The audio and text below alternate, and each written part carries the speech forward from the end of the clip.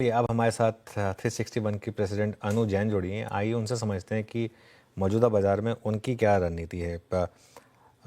Nifty 23,000 पर आया वापस। अनु, गुड मॉर्निंग। शानदार रैली रही है मार्केट में, करीब 1,000 पॉइंट की निफ्टी में रैली, एक्चुअली 1,000 से ज़्यादा ही हो गई लो टू हाई गिनेंगे तो, लेकिन मोटा मोटी 1,000 पॉइंट की निफ्टी की रैली कैसे देख रही हैं आप इसको? As a counter trend rally या वाकई में मार्केट का अगर आप टेक्नो फंड एनालिसिस करें तो क्या वाकई में कुछ हद तक बॉटम लगा यहाँ पर? तो वो अभी टच एंड गो वाला हिसाब है। तो जिस तरीके से हमने पिछले 4-5 दिन में कवर किया है, that's a very good sign. अगर हम यहाँ पे जो आज एक 23,000 के ऊपर ट्रेस करके फिर थोड़ा सा प्रॉफिट बुकिंग करते हैं, अब जो नेक्स्ट रैली है या नेक्स्ट कंसोलिडेशन है, एक्चुअली अनुज, उसमें ज्यादा आइडिया पड़ेगा। अगर आप फंडामेंटली देख रहे हैं तो जिस तरीके से डॉलर इंडेक्स गिरा है, जिस तरीके से पैसा पहले चाइना गया है, अब क्या वो इंडिया आता है, डॉलर इंडेक्स का जो स्टेटस भी है वो 103 104 पे काइंड ऑफ कंसोलिडेट कर रहा है।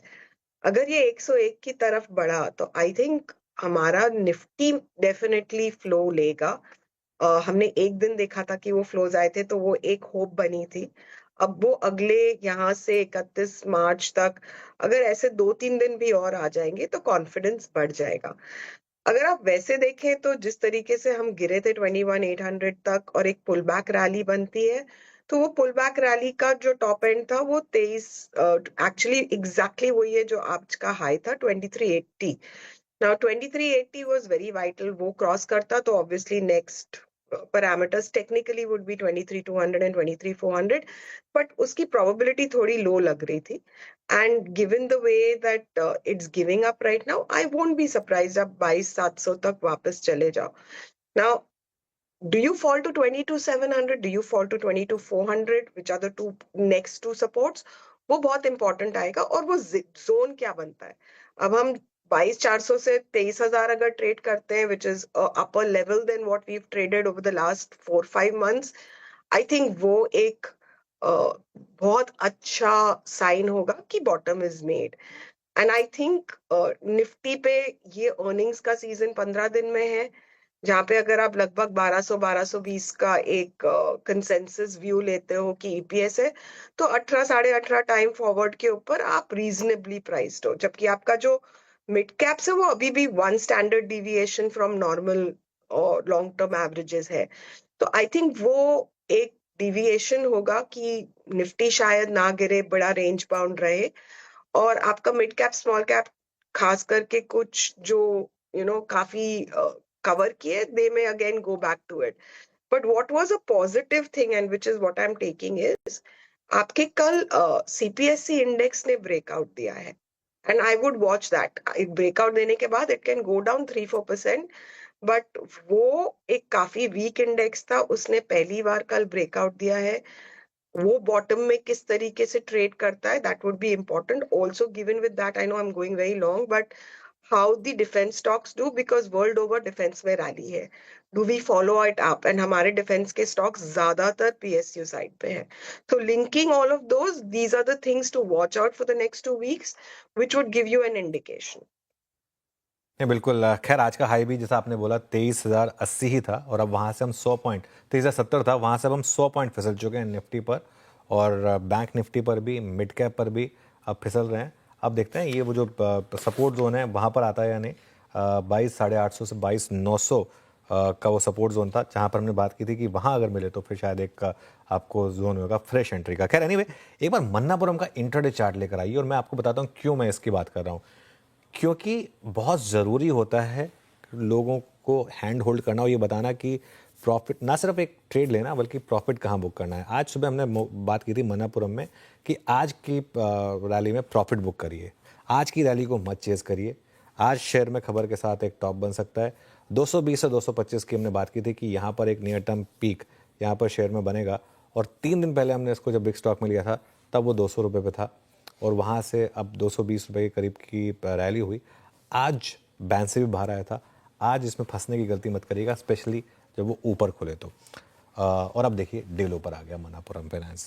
खैर, एनीवे, अभी इसमें न्यूज़ आनी बाकी है, हो सकता है उसके बाद शायद कुछ फ्रेश मूव है। लेकिन अनु, बैंक्स और फाइनेंशियल्स, यहाँ पर एक शानदार रैली रही है, लीड किया बैंक्स ने, लार्ज बैंक्स ने।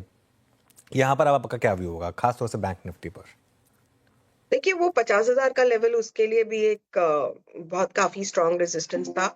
तो वहां पे अगर थोड़ी प्रॉफिट बुकिंग आती है, I think it's very very normal. अगर आप फंडामेंटली भी देखें तो अगर हम 18-19 के पी की बात करें निफ्टी की, बैंक निफ्टी इज रिलेटिवली 16 17 16.5 18 का है। I think the most expensive is 19 times और 19 टाइम्स इज आईसीआईसीआई, जो सबसे स्ट्रॉन्ग बैंक है आपका।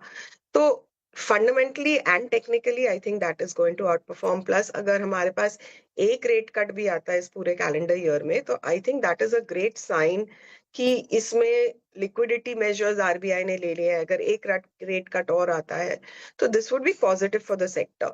सो I think for this whole year fundamentally and technically all bottoms, all picks down are good.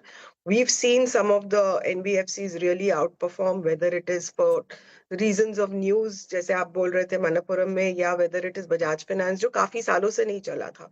तो I think yes, the positive bias is there. I would expect a 10 to 15% return for the year, for 1 year. So if you have that return expectation, I think अच्छी जगह है, अभी भी ले सकते, dips पे भी ले सकते। अनु जी नमस्कार, वीरेंद्र बोल रहा हूँ। अभी आपका मेटल्स पे क्या आकलन है? क्योंकि पूरी इस तेजी को स्पॉन्सर लगभग 60% मेटल्स ने किया था। शुरुआत में तेजी पकड़ी मेटल्स ने, दोनों ही आई मीन मेटल्स पे और डॉलर इंडेक्स, इनके एनालिसिस आपके क्या कहते हैं? क्या सिर्फ एक ट्रेड सेंस रखना चाहिए यहाँ पर, अब यहाँ प्रॉफिट्स कैश में कन्वर्ट करें बट, या फिर ये रैली सस्टेन करेगी? कि this is a global rally जिसमें हमारा ओवरबॉट होना कोई इम्पोर्टेंस नहीं है। बट अगर डॉलर इंडेक्स वीक होता है तो उसमें बेसिकली अभी मेरे को जो हमारे चार्ट्स के ऊपर दिख रहा है कि एक 5 से 6% टेक्निकली आपको हमारे मेटल इंडेक्स में भी अभी अप मूव बाकी है। तो मार्केट के साथ ऑब्वियसली अगर हम 3-4% कंसोलिडेट करते हैं तो वो भी करेगा। बट यहाँ से अगर 5% ऊपर दिख रहा है तो आई वुड से कि सारे स्टॉक्स में है।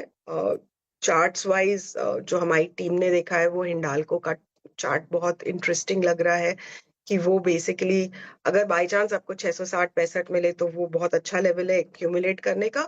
और ऊपर में अगर ये रैली चली तो ये आपको लगभग 780-800 का दाम भी दे सकता है।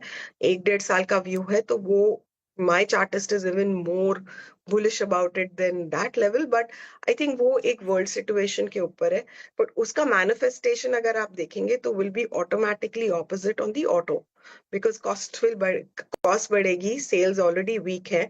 तो दो आपको एक relief rally auto में दिख रही है। अगर metals काफी तेज चढ़ा तो I would start getting cautious on the auto sector। नहीं, बिल्कुल वो विजिबल भी है। कल तमाम ऑटो कंपनियों ने गुजारिश की भी थी डीजीटीआर से कि नहीं, आई मीन सेफगार्ड ड्यूटी को ना बढ़ाया जाए, ना लगाई जाए, लेकिन वो दरकिनार कर दी गई। निफ्टी ऑटो हालांकि आज सुबह स्टेबल था, स्ट्रॉन्ग था, लेकिन बैकफुट पे आता हुआ एज ऑफ नाउ। अच्छा अनुज जी, कुछ इंडिविजुअल पॉकेट्स को देखिए जिन्होंने बहुत स्ट्रेंथ दिखाई है। आप देखिए इंडिगो को, strong move, all time high trajectory के बेहद नज़दीक फिर घूमता हुआ। देन भारतीय एयरटेल, केमिकल बास्केट में एसआरएफ। यहाँ पर आपका टेक है, इनमें से क्या इंप्रेस कर रहा है टेक्निकली आपको इस वक्त, मतलब टेक्नो फंडा अप्रोच? सो टेक्नो फंडा अप्रोच आई थिंक सबसे ज्यादा आपका ट्रैवल एंड टूरिज्म पे है। And whether you look at hotels, चाहे आप इंडियन होटल्स देख लो, चाहे आप जो नया अपना लिस्ट हुआ है आईटीसी होटल, आईटीसी ग्रुप का, चाहे आप छोटे होटल्स देख लो, उसमें the point is I don't know, it's post Covid, सबको एक लिव योर लाइफ टुडे वाला एटीट्यूड है। It is the big best sector if consumption. मेरे ख्याल से निफ्टी में अगर आप देखेंगे हमारा एफएमसीजी कंजम्पशन का जो बास्केट है उसमें से कुछ भी नहीं इतना चला है जितना आपका IndiGo, Indian Hotel, any of these stocks are doing well. तो इसके ऊपर तो while they'll stay expensive, the multiples are not cheap.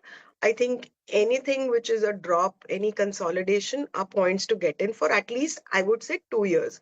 Because abhi aapke paas jo ek visibility hai of, the rooms coming up or the travels is for 1 to 2 years. Jisme both the bigger hotels and the airlines have given very good indications. तो मेरे ख्याल से 1.5 से 2 साल के लिए तो इनके पास अभी भी ब्लू स्काई है। 1-1.5 साल के बाद इसको फिर से कवर करना पड़ेगा कि आप ये 5 साल रख सकते हैं कि नहीं, बट 1.5 साल के लिए तो ये अच्छे लग रहे हैं इस समय।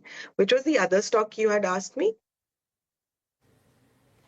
एसआरएफ का जिक्र किया था फाइन केमिकल्स अनुजी, अभी केमिकल बस। वुड बी, या सो एसआरएफ का चार्ट बहुत स्ट्रांग है, it's made a 52 week high in this fall, so it goes without saying, but that वो पूरे डायनामिक्स आप पूरे सेक्टर पे नहीं एक्सटेंड कर सकते, बिकॉज ना दीपक नाइट्राइट ना अतुल वो स्ट्रेंथ दिखा रहे हैं। इनफैक्ट इन सब में तो काफी सेलिंग हुई है, तो एक स्टॉक अगर सेक्टर का अच्छा कर रहा है and there was reasons for it, but I would say SRF में अभी भी 5 से 10% का अपसाइड दिख रहा है। The other sector which is honestly looking good is insurance. So I think insurance काफी time से नहीं चला है, and when market will go slightly defensive, आपका Max Financial, SBI, ये सब अच्छे कर रहे हैं. The third question you had asked me was Bharti. Actually, Bharti is a very good signal in our market to see whether you're going defensive or you're going aggressive. अगर आप देखेंगे पिछले 4-5 दिन भारती करेक्टिव मोड में था, जबकि उसके fundamentals में कोई चेंज नहीं था. It is a sign that the market is shifting out from less aggressive to high aggressive stocks. आज वो वापस shift हो रहा है, which is an indication that for the short term, market is going from high aggressive to low aggressive stocks. So I always look at Bharti as an indicator of the sentiment of the market. बिल्कुल। तो ये आपकी तरफ से कोई stock ideas अनु जो इस समय आपको लग रहा है कि ब्रेकआउट या ब्रेकडाउन के करीब है?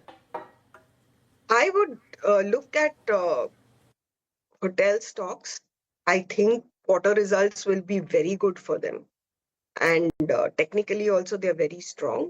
So I'm not saying कि आज चढ़ के लीजिए, but in this next, results में अभी एक लगभग 20-25 दिन है, उसमें जब भी आपको कंसोलिडेशन में मिले, I would give that whole sector a positive bias. Okay, एक आखिरी सवाल कि कैपिटल मार्केट रिलेटेड स्टॉक्स इनमें कोई व्यू है क्या आपका? BSC, CDSL, Angel One? First recovery आई है, आई एम नॉट कन्विंस्ड कि रिजल्ट के बाद ये रैली टिकेगी. I think results will be weak. Will be also इसमें ज्यादातर स्टॉक्स मिड कैप्स में है, बहुत कम लार्ज कैप स्टॉक्स हैं, तो अगर मिड कैप में सेकेंड राउंड ऑफ सेलिंग आई तो ये थोड़े से पेन में आ सकते हैं.